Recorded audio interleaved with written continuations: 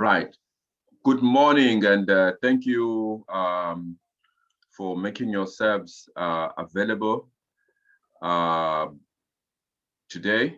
And today's session is going to be about digitization of farms for the smallholders.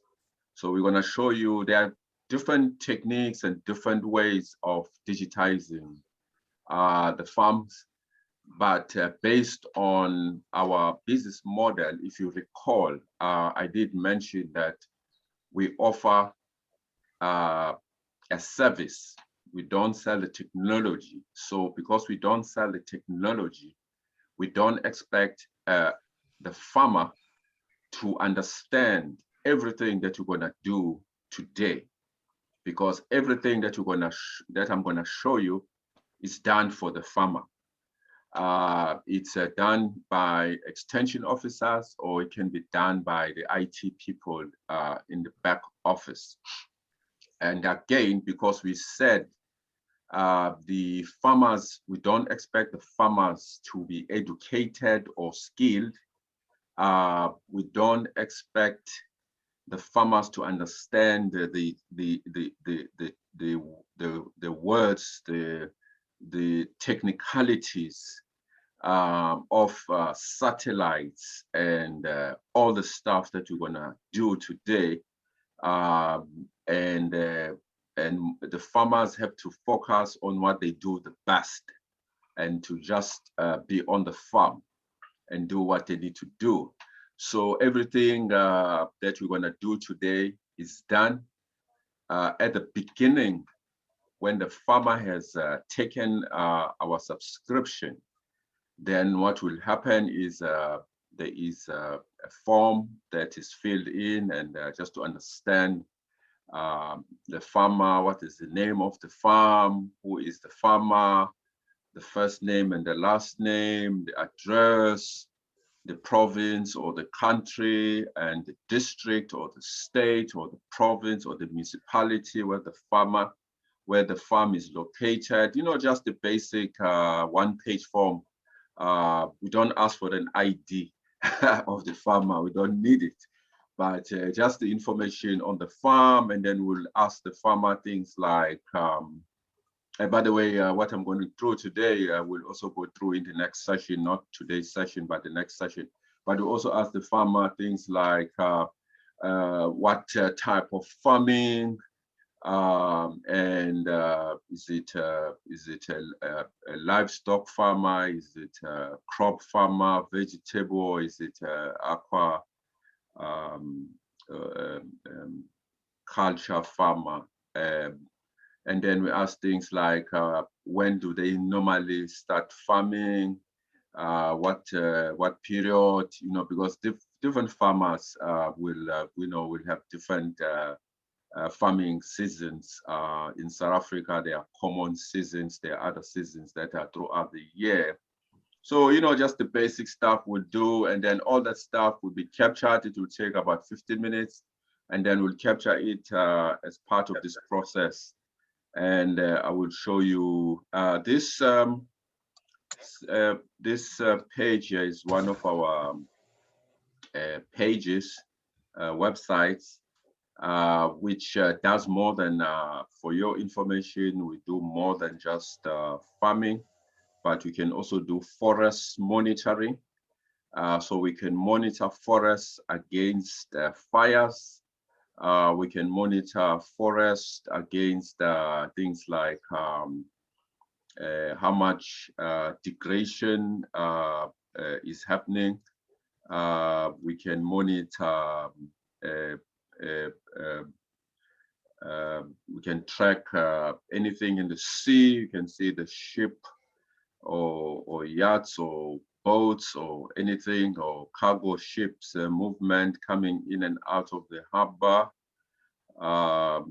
And we can do also, as you'll see in the future sessions. But these are some of just additional things. That's this at observing satellites can actually do, and that's why we call them earth observing. They observe what is going on, and for biomass, I think there's a lot of interest maybe on the forest side in terms of those who use biomass to determine whether it's sugarcane or it's sunflower or other or corn for that matter, to determine the quantities of biomass that is available in a forest. Because biomass, if it's used as input into some kind of in the biofuels, for example, to do biofuels, you need a lot of biomass. So that's also, the satellite is good for that. And there are also many other uses here of observing satellites, like to determine if farmers want to take insurance, they can also, the satellites are good to determine what's going on in the farm. And the satellites can assess and provide information to the insurance company. So for insurance, if they want to take against crops or against livestock, and also the satellites can also do the observing of this information. Is also good for banks. If the farmer wants to take a loan, most banks will want to know what's in the farm. And so the farmer cannot say that I have this and that, or I have I'm already started planting when they haven't started planting. So banks will typically come to us and request maybe the report if the banks are working with us, and then our satellite will have gone to that farm to look what's going on in the farm, and then they will then assess the value, the net worth of the farm, to say, oh, your farm, based on the assets that are there and the buildings, because the satellites can also see the buildings, and the value of your farm is 2 million or 20 million rands. And then they will then grant and approve the loan of the farmer. So there are so many uses of this Earth observing satellites within the agriculture sector, which is useful. It's not just for the farmers, but it's also good for in the financial services, and also for agro-processors, like I said, to determine the quantities of biomass that is available in a given location.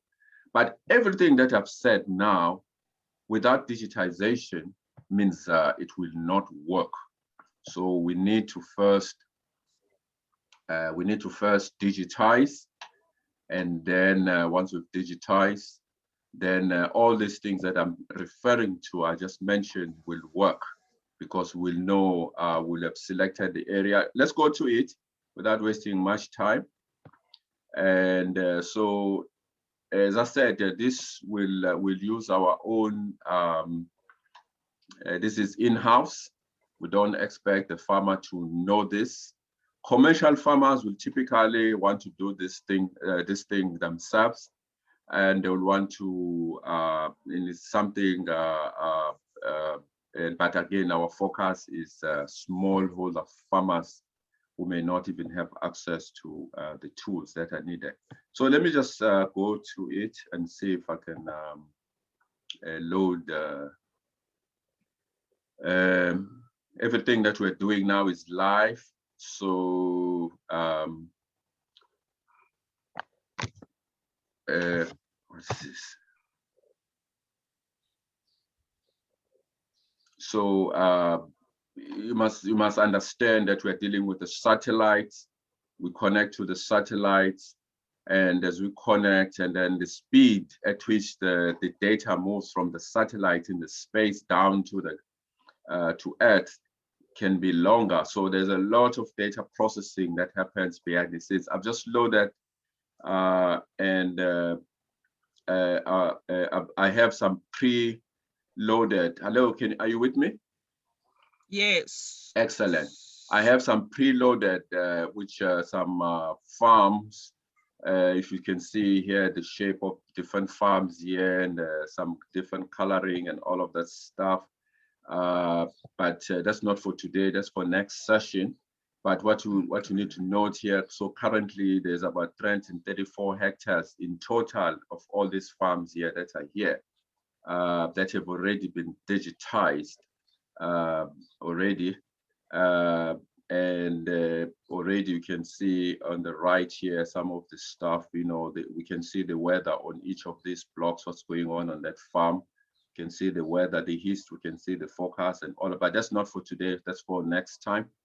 Let me, without wasting time, so now the farmer has taken a subscription, and then so we want to add the farm to this platform. We go to the add field, and it asks us how do you want to add and digitize the farm. There are different ways of digitizing the farm. If there's already information on that farm, like a different image or a file that exists in a different format, any of these formats here, we'll then use those that image or that file if the farmer has it or somebody else that has worked with the farmer, if they have it, in terms of the shape of the farm, how it looks like. So it will save us a lot of time. These are just different shapes, how the farm looks like. And then we'll just select that, and then we'll just upload it. But in this case, we don't have this piece. So what we have to do, then we have to draw the field of the farm. And that's where the extension officer comes in handy and help us in the drawing of the field of the farm to make sure that we actually drawing the right farm. And also, even if the extension officer is not there, it's done, but the extension officer can always confirm this with the farmer if the farmer is not present at this point, and just to make sure that we've captured the right drawing. In most cases, the farms don't appear on Google Maps. So, and so sometimes we have to put the farms on Google Maps. So to do that, it's a process, and depending Google satellites, how often do they rotate the farm? Sometimes it's 2 weeks. So we may have to wait for that farm to appear on Google Maps. But that's not stopping the digitization. We can continue with it. So then in this case, we want to draw the field. So all we do is just click draw, and then it's what it will do. Let me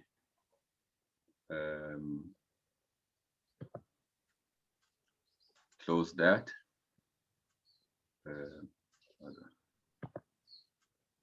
Add the field, draw,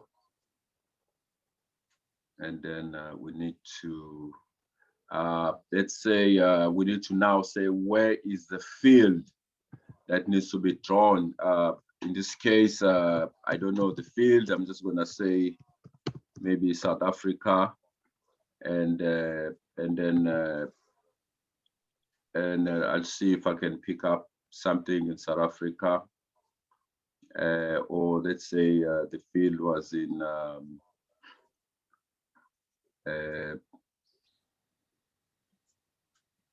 and then we need to find the field. If you know the actual address of the field, you know, you can see this is in South Africa. Let's just minimize it.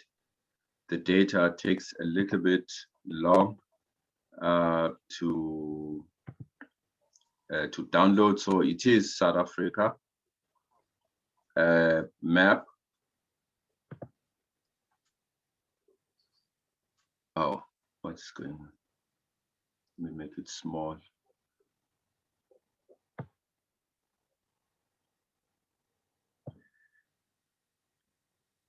Let me make it small. Yes, it is South Africa. So here, this just as indication of the other farms that you see on the right here. So it just showed me the location in terms of where some of those farms are. And if there's two there, the number 2, it means that there's 2 farms. And if I click on that location, it will split the farms and just split the farms and show exactly where the farms are.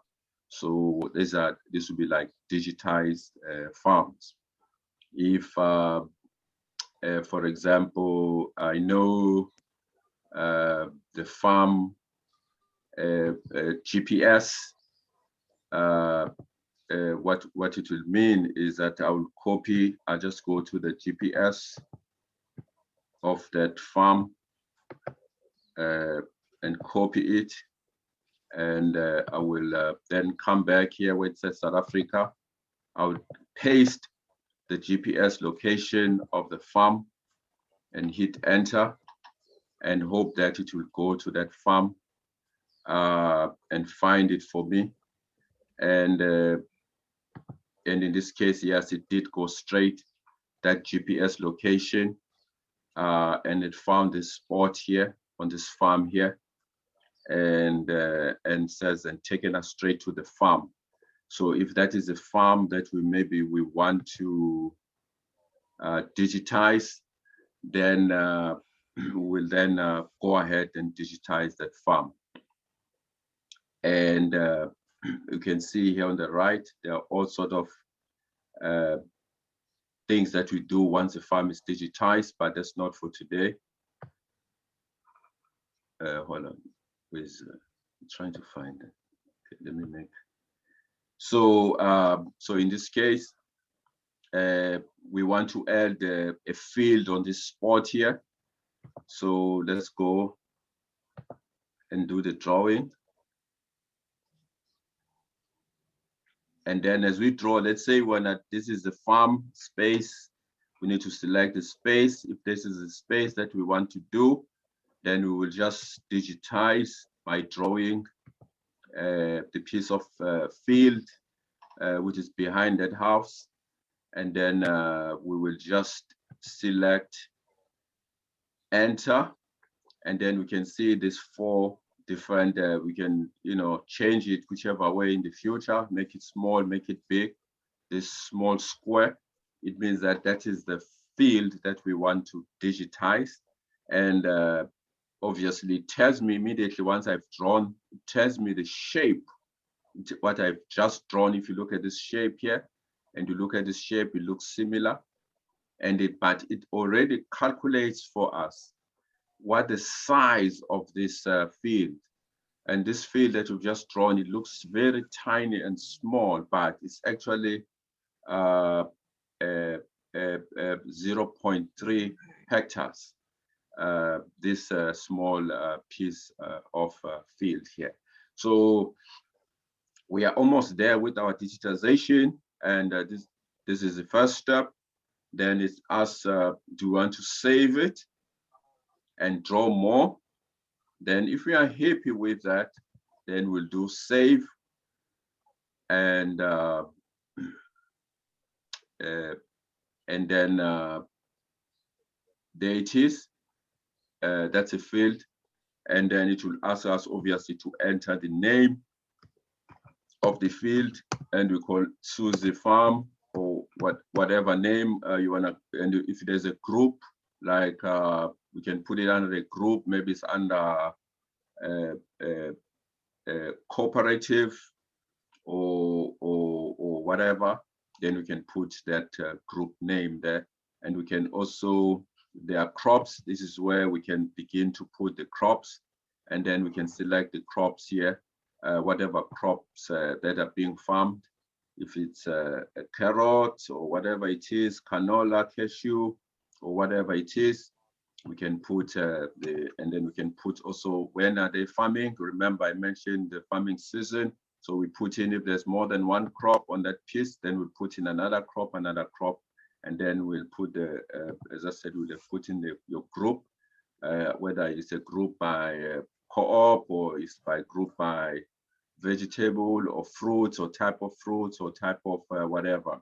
We can do it any way we want. And then we can hit save. Once we save this, this is a part now there where we complete the digitization process. The digitization process completes at this point. It's done, finished. We move on to the next farm and digitize the next farm. But what the beauty about this is going now, if you see all these graphs here, this data that is going on, the satellite is going into that farm. This white block here is going in only to that white block and start looking at what's going on there. What is the weather? What has been the history in terms of the previous, in terms of soil, in terms of crops, in terms of everything that's been happening on that farm. And it gives us the color already, say it changes from that picture. It puts in a color, and the color determines what's going on in that field. And then we can use all of these different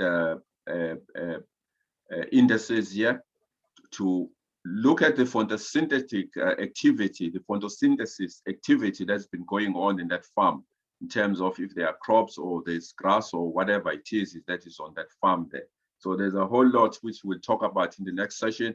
It even tells us what the weather looks like in that farm today.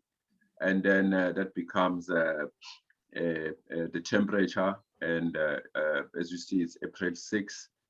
Lucky the satellite went in there and gave us the calculation. But that's for the next. And then again, if you want to start adding and doing other stuff, we can do other stuff. But for now, we've completed the digitalization process, and we move on and add another farmer. And then we do the same thing over and over and over. And then the next session, we'll be able to show you how what happens now that you have digitized the farm. Now, remember that this piece of farm is not necessarily for crops. It could be a grazing area. It could be for whatever purpose that the farmer decides to digitize the farm. It could be an area bigger. Remember, it's not. It can be changed. It can be added. We can add. We can do another one here if we wish. In another piece here, we can do another piece here, and as we wish. But that is the process of digitizing. I hope you find it interesting. It is very simple, and this is what we need to do for us to manage the farms, to understand what's going on in the farm in terms of moisture, in terms of the soil, in terms of the water, in terms of all the condition of the farm, so that we can manage. And as we're gonna see in the next session, when we look at the crops and monitoring the growth of the crop until harvest. So thank you very much. If you have any questions, I'll take the questions right now. Thank you.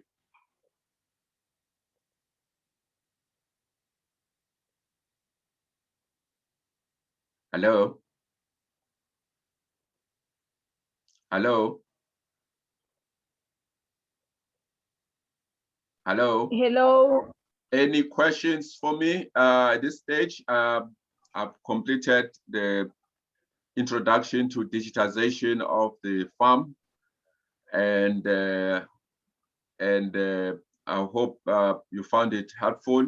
And the next session will look at the actual now the farm management. What happens now once the farm is digitized in terms of managing what's going on the farm. I hope you found it helpful. Any questions for me? So far, I don't have any questions. Excellent. So so Yes. this is what we do. We'll repeat the same process over and over for another farm and another farm. So fortunately, we have recorded this session.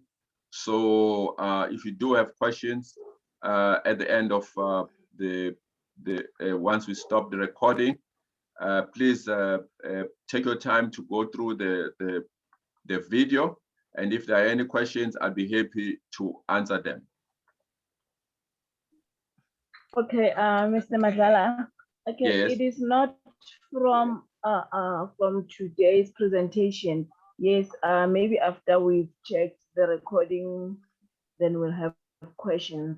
But for now, I just wanted to get clarity on the chat that we had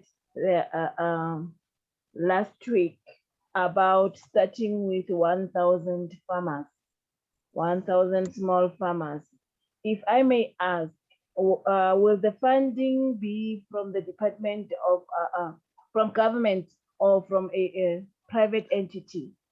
Oh, okay. Let Remember me you stop. said you could. Let me stop the recording, and then I'll be able to. I have not stopped the recording. I will stop the recording, and then we can continue.